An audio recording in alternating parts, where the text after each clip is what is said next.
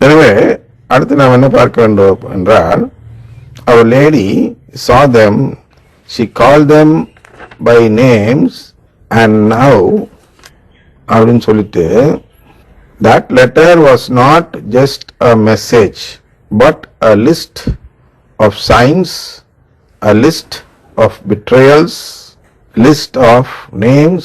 Some names were coded, hidden in Marian symbols and scriptural echoes. The one who walks beside the dragon. இதெல்லாம் அந்த உருவகத்தில் நம் தாய் அன்னை மரியாள் பேசியிருக்கிறார்கள் என்று சொல்கிறார். அப்ப அந்த லெட்டர் கொடுத்ததுல லிஸ்ட் கொடுக்கிறார்கள். அதுல பேர்லாம் கொடுக்கிறார். அந்த பேர்ல தான் ஏற்கனவே பார்த்தோம், டாக்லேவுடைய பேர் இருந்ததுனால மனம் மாறி இருப்பார் என்று பார்த்தோம். அது நம்மளுக்கு வேண்டிய இல்லை. நம்மளுக்கு எது வேணா list of signs, list of betrayals, அதுதான் நமக்கு மெயினா இங்க பார்க்க வேண்டும். லிஸ்ட் ஆஃப் சைன்ஸ் அப்படின்னா அடுத்த லிஸ்ட் ஆஃப் பிட்ரையல்ஸ். பிட்ரையல் என்ன?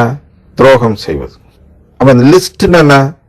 நான் சொன்னேன் அல்லவா, சிலை வழிபாடு ஒரே உருவத்தில் இருப்பதில்லை, அது வெவ்வேறு வடிவத்தில் இருக்கிறது. கட்டடம் கட்டினார்கள், பாபேல் கோபுரம், அது கூட சிலை வழிபாடு.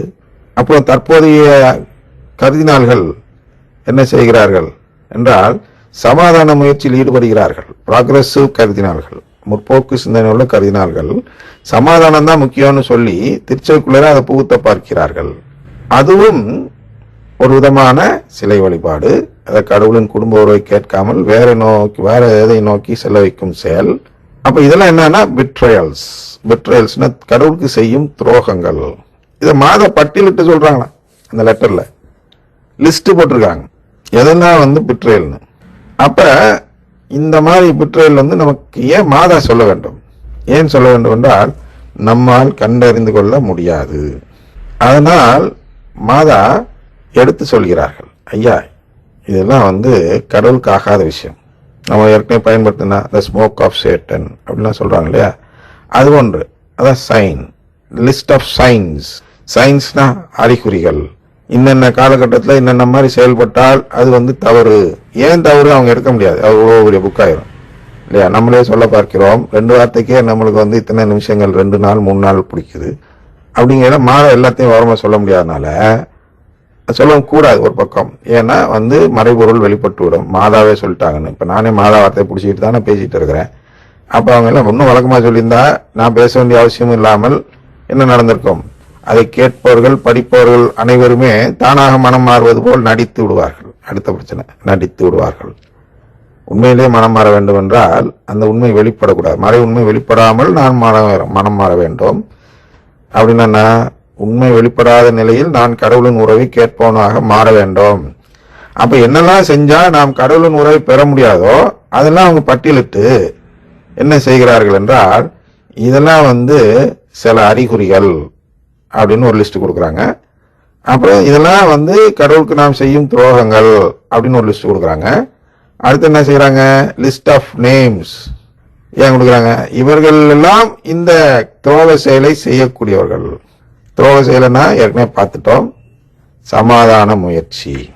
கடவுளின் உறவு குறித்து கவலைப்படாமல் நான் முற்போக்கு சிந்தனையாக ரொம்ப ஒரு அட்வான்ஸா யோசிக்கக்கூடிய ஒரு நபர் என்று தன்னைத்தானே காட்டிக்கொள்ள யாரெல்லாம் நமக்கு சமாதானம் வேணும் அப்படின்லாம் சொல்றாங்களோ அவர்களுடைய பெயர் பட்டியலை காட்டி இவர்களெல்லாம் என்ன, the one who walks beside the dragon.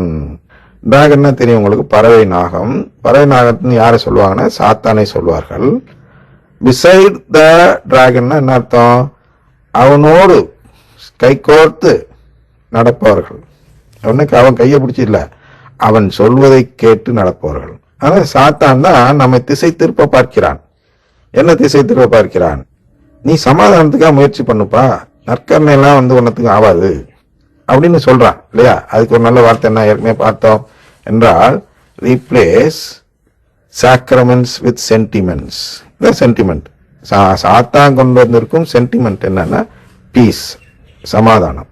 சென்டிமெண்டா யோசிக்கையில மனசுக்கு பிடிச்சதா இருக்கா இல்லையா, எல்லோரும் சமாதானமா இருக்க வேண்டும் என்று எல்லோரும் ஆசைப்படுவார்கள். அது தப்பு இல்லை, நான் கூட ஆசைப்படுகிறேன். ஆனால் அந்த சமாதானம் கடவுளுடைய திட்டத்திற்கு உட்பட்டு இருக்க வேண்டும். அதான் நாங்கள் ஆசைப்படுறதுக்கும் இவர்கள் ஆசைப்படுவதற்கும் உள்ள வித்தியாசம். நான் என்ன, திருச்சபையில் உள்ள உண்மையான உறுப்பினர்கள், திருச்சபையில் சொல்லக்கூடிய அந்த நம்பிக்கையை, அதாவது திருச்சபை கற்பிக்கும் நம்பிக்கை, அதை உண்மையில் நம்பக்கூடியவர்கள் என்ன செய்வார்கள் என்றால், சமாதானம் இருக்க வேண்டும். எப்படி இருக்க வேண்டும் என்றால், அனைவரும் கடவுளின் குடும்பத்திற்குள் வந்து சமாதான நிலை பெற வேண்டும் அப்படிங்கிறது திருச்சபை காட்டும் வழி, எக்குமெனிசம். ஆனால் இவர்கள் என்ன செய்கிறார்கள் என்றால், திருச்சபை காட்டும் வழியை விட்டுவிட்டு அவர்கள், அதாவது மற்ற சபையினர்கள், மற்ற இயக்கங்கள், உலகத்தில் உள்ள மற்ற நாடுகள் எல்லாம் சேர்ந்து ஒரு சமாதானத்தை நமக்கு சொல்லித் தருகிறார்கள் அல்லவா. கடவுளின் குடும்பத்தில் சேராமல் எப்படி சமாதானமாக இருப்பது என்று அவர்கள் சொல்லித் தருகிறார்கள். அந்த சமாதானத்தை நோக்கி நாம் செயல்பட வேண்டும் என்று அவர்கள் சொல்வது எப்படிப்பட்டது என்றால், அவர்கள் எல்லாம் the one who walks beside the dragon அப்படிங்கிற நிலைப்பாட்டை எடுத்தவர்கள். ஏன்னா அதுதான் சாத்தான் சொல்லி கொடுக்க பார்க்கலாம். ஐயா, நீ கடவுள் குடும்பத்தை விட்டு சமாதானத்தை பாரு அப்படின்னு சொல்லித்தரான் இல்லையா. அந்த நிலைப்பாட்டை எடுக்க பார்ப்பவர்கள் தான் இவர்கள் என்று ஒரு கடவுள் அம்மா அன்னை மரியாள் ஒரு பட்டியல் தருகிறார்கள், பெயர் பட்டியல். இவர்களெல்லாம் அந்த நிலைப்பாட்டை எடுத்து சாத்தானுக்கு உதவக்கூடியவர்கள், இவர்கள்லாம் வந்து திருச்சபை உதவுறாங்க நீங்க நினைச்சிடாதீங்கப்பா அப்படின்னு மறைமுகமாக பெயரை கொடுக்கிறார்கள். இதை தொடர்ச்சியை நாளை பார்ப்போம்.